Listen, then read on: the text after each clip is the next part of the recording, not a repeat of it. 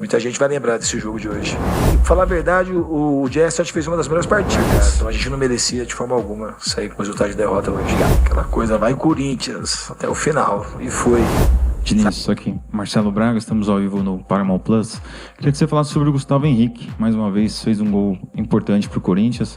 Essa bola aérea dele é muito boa, né? Eu queria que você falasse se é mais uma característica do jogador ou se vocês conseguem no dia a dia potencializar com jogadas e trabalhar para que essa jogada seja decisiva para o Corinthians mais vezes. Obrigado. Eu acho que é uma combinação das duas coisas. Você vê que hoje a gente fez uma jogada lá com todo mundo na área para tentar distrair a marcação, logo no primeiro escanteio que teve. Mas tem muito mérito do Gustavo. Ele é um jogador que não é que ele tem só altura. Tem muitos jogadores até mais altos que ele que não conseguem ter o desempenho que ele tem. Ele faz gol porque ele tem carisma para fazer o gol, ele vai acreditando, ele tem técnica de cabeceio. E é um jogador que está fazendo muita coisa pelo Corinthians desde quando ele chegou. E não foi uma bola parada. Naquele momento a gente rearrumou o time para poder ficar com mais posse no ataque. A gente sabia que ia acabar saindo, tendo chance de ser gol de cruzamento, porque eles baixaram muita gente. E o Pedro Raul e o Gustavo ficaram ali na área e a gente teve o gol e teve outra chance que a gente podia ter marcado. Então a gente não merecia de forma alguma sair com o resultado de derrota hoje. Professor, aqui, Matheus Quintino, Rádio Craque Neto. Hoje, por coincidência, você completou um mês que você foi anunciado no Corinthians, né? São 9 jogos agora e hoje você teve essa experiência aqui de Copa Libertadores. Queria que você fizesse uma análise desse um mês e se já deu para viver muita coisa do que é ser Corinthians já.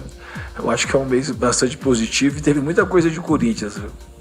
Teve acho que a estreia foi cara de Corinthians, o jogo contra o Palmeiras mais ainda, jogar com 2 a menos no clássico, depois o jogador expulso contra o Vasco, ganhar um jogo com jogador a menos, e hoje também foi mais um desses jogos que com a cara do time, com a cara da instituição, cara de corintiano mesmo.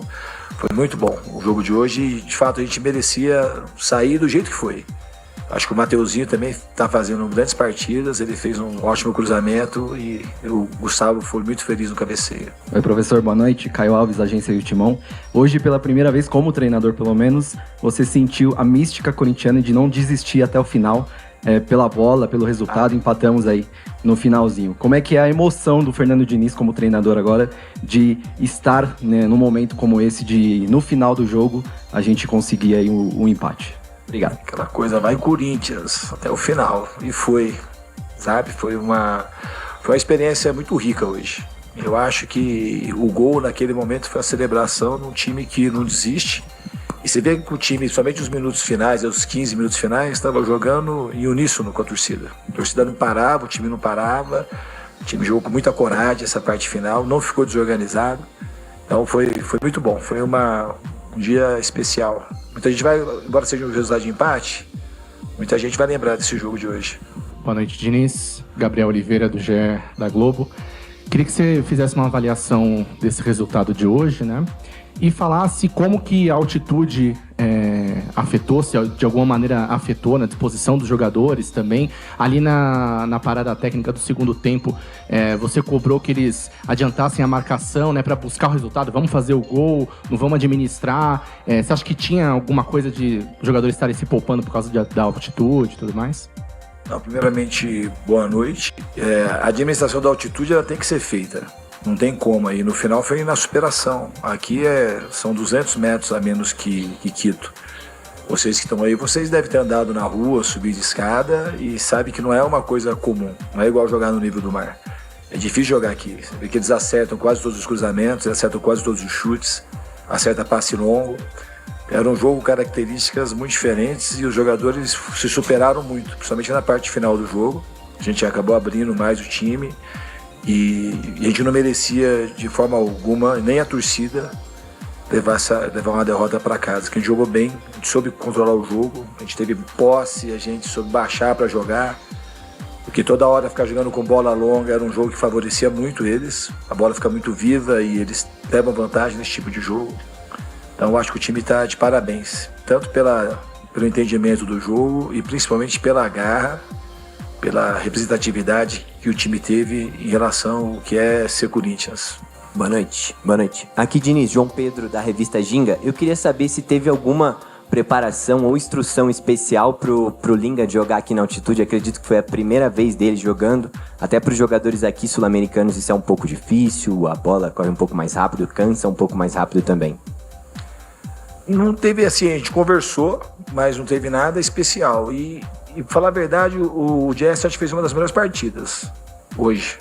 Se você considerar a dificuldade do jogo, que é jogar na altitude, talvez tenha sido o melhor jogo dele. Porque contra o Peñarol ele foi muito bem também, mas a equipe estava num dia muito inspirado. Hoje ele foi muito importante, ele fez jogadas decisivas e, por incrível que pareça, foi um jogador que terminou bem.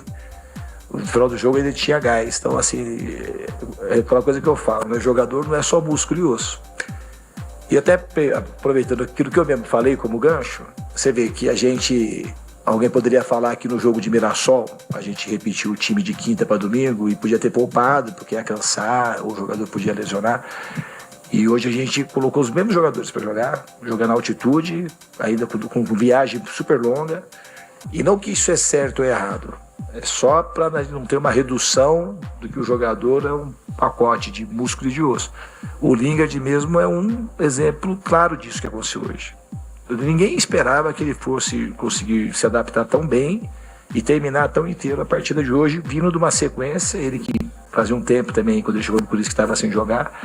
Então tem muitas questões que a gente não tem uma explicação clara para dar para o fenômeno do futebol. Como os jogadores conseguem jogar, como conseguem suportar. Aí tem jogador que você às vezes pode botar um jogador que está tudo controlado e machucar ou sentir o jogo.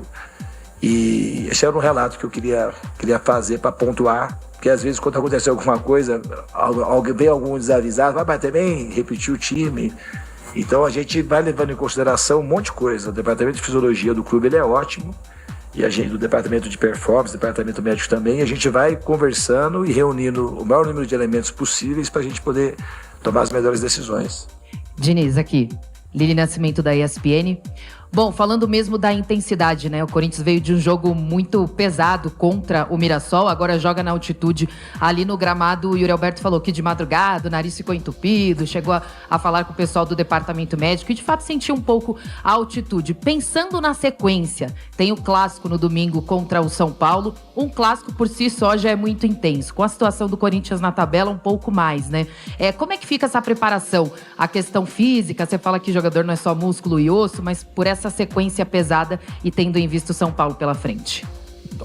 Esse jogo para nós é um jogo extremamente importante e todo mundo sabe pela questão de ser um clássico, como você disse, e principalmente pela situação que a gente está na tabela. Então a gente vai procurar recuperar bem os jogadores agora e colocar o que a gente tiver de melhor para a partida no domingo. Beatriz Mainetti, do portal Meu Timão, aqui. Tudo bem? Tudo bem. O Corinthians se tornou hoje o time brasileiro com mais gols originados de bola parada em 2026. São 11 gols ao todo até aqui.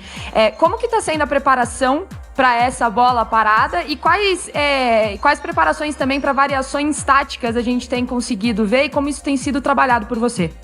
Eu acho que hoje teve muita variação. Acho que o time hoje jogou de maneiras diferentes, jogou com bola longa, jogou com aproximação de um lado, do outro, jogou com circulação, teve penetração pelos dois lados do campo, teve chute fora da área. Então hoje, para quem assistiu o jogo e tem olhos para ver, vai conseguir enxergar muita coisa, até muito mais do que deveria com o meio de trabalho.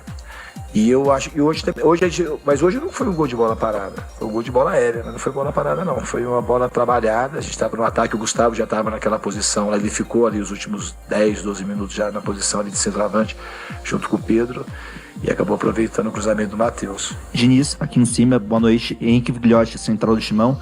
Diniz, o resultado, como você já falou, resultado importante em relação ao empate, mas eu queria que você falasse de um dos garotos que entrou hoje, que foi o André novamente como titular, e teve alguns momentos que você chamou ele de canto para conversar, teve alguns momentos que o Gustavo Henrique tentou acalmá-lo dentro da partida. Eu queria que você falasse um pouco dessa atuação dele, de como recuperar a confiança do atleta dentro desse momento da equipe. Eu já falei do André em outras ocasiões, é um talento muito grande e que está aprendendo a jogar em todos os cenários. Hoje foi um jogo assim que tinha muita bola, que tinha que tocar de primeira, não segurar tanto a bola, Porque ele é um jogador que o que tem mais forte é a capacidade que ele tem de reter a bola e conseguir arrastar. Então hoje era um jogo que estava pedindo um jogo com menos toque na bola e mais mobilidade, né? Eu acho que isso foi uma coisa que eu falei e orientei um pouco ele e o Ranieri, que a gente estava jogando, os volantes estavam ficando... Isso é um efeito da altitude. E nenhum jogo a gente ficou assim. O volante saía para fazer uma cobertura de um lado, outro volante demorava para fechar. Até provavelmente a origem do gol deles tenha acontecido isso, que o meio, a bola ter entrado daquele jeito, tinha um vazio ali que não é comum. É muito difícil jogar na altitude. E em Quito também é muito difícil, na Paz é mais difícil ainda, mas aqui também não é um jogo igual, não é parecido como jogar ao nível do mar. Tem uma dificuldade adicional. Buenas noches, profesor. Claudia Hernández, del equipo titular de Todelar. Estamos en directo a esta hora con Voz de Bogotá. Profe, usted con este resultado consigue 18 partidos de invicto en Conmebol, 12 victorias, 6 empates en un nuevo récord. ¿Cómo se hace todo eso con este Corinthians que vino hoy a Bogotá y se lleva un punto importantísimo y la clasificación ya a siguiente fase? Gracias. Para mim é um motivo de alegria, obviamente que eu não fico pensando nesses números, mas espero que ele consiga aí estender isso o máximo possível, né? E muito bom construir um pouco mais e cada vez mais essa invencibilidade aqui no Corinthians.